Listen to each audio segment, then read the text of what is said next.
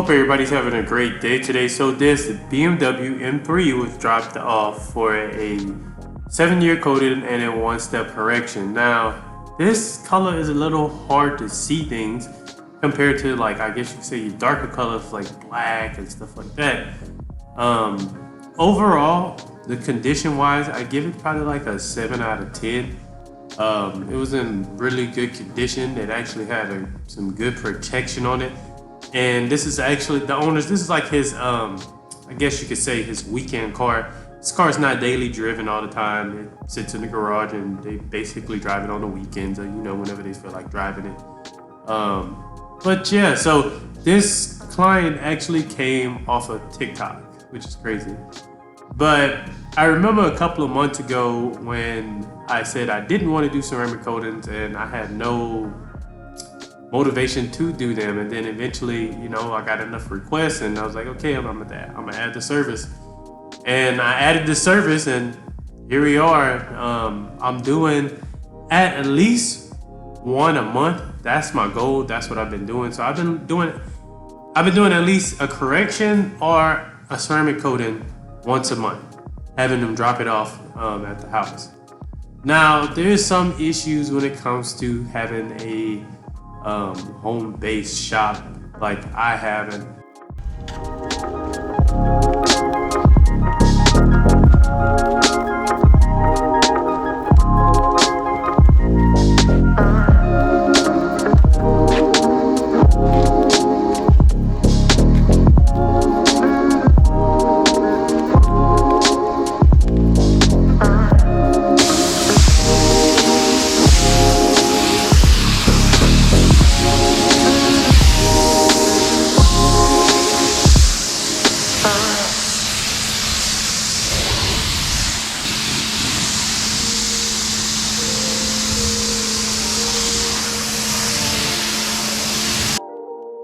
so right here, I'm doing the chemical decontamination. I went through the whole process just because, I want to make sure that the protection that was on the car was completely stripped off.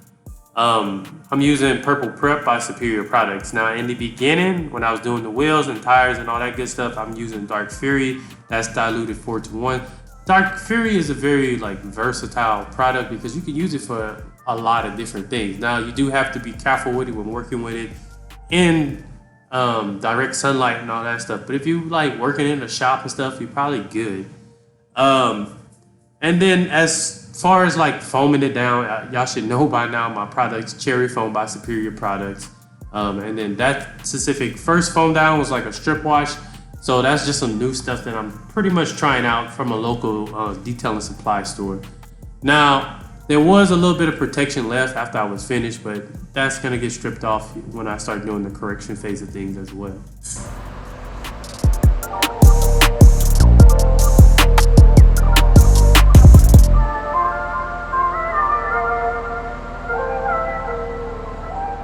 The garage lit the hell up. So I fixed this, made this look a little better, made it look like an M instead of, because this was all the way up here. So this looks like an M, that's like that. I put 4 more lights up there because there's times when I'm doing a car and I can't see in the back. So I have to set up a light back there. So I was like, you know what, might as well just go ahead and put a light on the garage door. So that worked out, and then we got these up here. So, and then I'm about to turn those off. Those don't need to be on, but yeah. Got the garage lit. So the only thing I want to say with my garage I need to do is paint the walls. As y'all can see, it's ugly. This is from the powder coating that I used to do. And then I want to do the garage floor too one day. So it would look a whole lot better when I'm taking pictures. When I take pictures, I hate taking pictures in the garage because the floor is ugly. So what I'm trying to do is start organizing my toolbox. Y'all can see all the mess at the bottom. But I'm trying to make it like a detailer's toolbox type of thing. And I think eventually I'm gonna get rid of this one and get a new toolbox. One that I can store a little bit more stuff in. So as y'all can see, I have my polishers at the top. And then eventually what I wanna do is have a toolbox where I can put my pads and stuff in. Right now my pads go in here. But eventually I wanna put just towels up in here and put the pads and all that stuff in one spot. And then I had this shelf over here. I took that down, put it up here, but I think I'm gonna take this and move it in a corner. So this is like my charging station right here. as y'all can see, just for the polisher. And I also picked up, just showing y'all before we get started, I also picked up a small polisher, 1 inch, 2 inch right here from Max Shine that I'm gonna be using, so I'm excited about that. So when I bought this house, I never had it was never a goal to do cars in here. It wasn't even a thought at the time.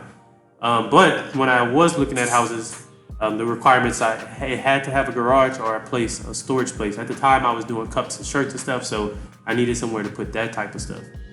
Now, having a garage is a plus because obviously now y'all see I'm doing cars here.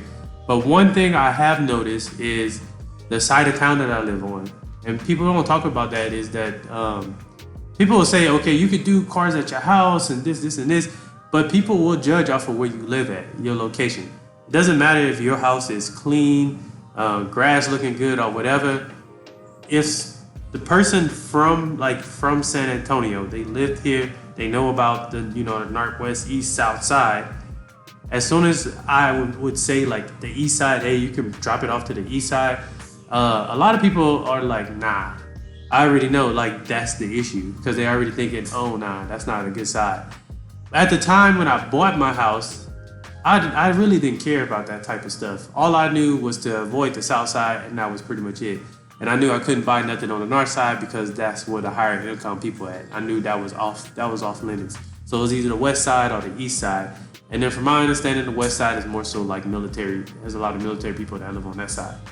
And that's the side I was living on before. That's where my sister was also living as well. So location of wherever, if you're gonna have a home-based shop, sometimes that will play a part in if customers are really gonna drop their vehicles off. Now, some like the street that I live on, I've always never had issues. It's mostly older people that live on the street, but you can definitely tell people who are renting and stuff like that. And there's more people who don't take care of the houses than people who do take care of their houses. So I'm really big on like first impressions. So it is kind of like whenever somebody's bringing a vehicle here and the first thing they see when they're driving in is somebody's house trashed up or something like that. For the longest, we had like a recliner just sitting in the middle of the street on one of the streets coming in the neighborhood. So I know in the next next couple of years, one of the goals is to eventually sell or rent this house out and move into like a nicer neighborhood, because whether we like it or not, people do judge on stuff like that. And there's nothing that I could do about it. I like the house that I live in, but it's just the location of where I'm at. So finished with the polishing phase. Finish with the polishing phase of things. And I'm getting ready to coat it. I already did the panel prep and all that. So I really like this little thing. And everything is going pretty smoothly at this point. The owner takes really great care of this car. So let's go ahead and start doing the ceramic coating.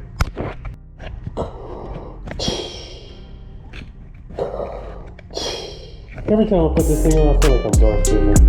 So let's go ahead and start doing it.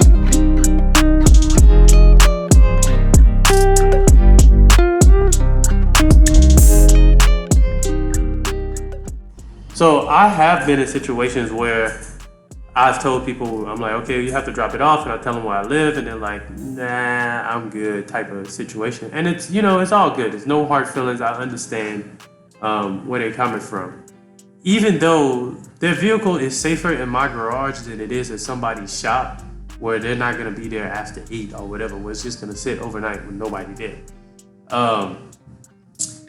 But like I said, it's no hard feelings when it comes to that type of stuff.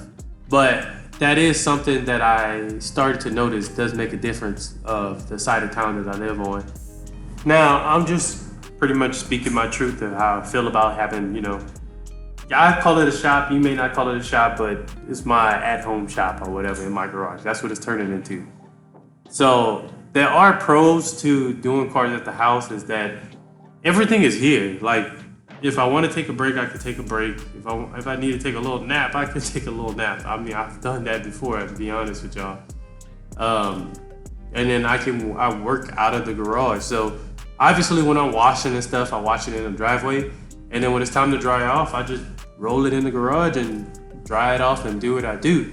So it does make my job easier when it comes to corrections. I'm in a more controlled environment as well. And if I have to leave, I can leave, and you know, I just lock the car up and all that good stuff. Versus when I would be at people's house doing like corrections, and sometimes I just would be tired. Like I just would need a break, but then it's like I can't take a little break because I'm like, man, I got to get this done. I'm not trying to be here all day, type of thing. And then I just didn't have the correct lighting to do what I was doing. Even if the sun was out, sometimes I couldn't see what I was doing. And sometimes I didn't know if I was providing the best quality that I could.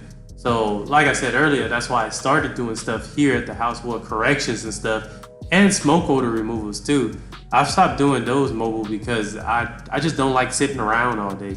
So I'm ADHD and I need to be moving or something, so I'm gonna be honest. But those two, and I stopped doing those mobile just because people don't listen when I say, hey, give it however many hours to air out and all that stuff after I'm done. People would be riding the car within a 30-40 minutes, and I just didn't want to be liable if they got sick from the ozone or whatever. But definitely I like having an at-home shop, and eventually, you know, we'll move, sell the house, rent the house or whatever. But right now I'm gonna work with what I got, and that's what I'm doing. So thank y'all for watching. Hope you have a great day. Here's the result of that one-step correction and that 7-year coating actually.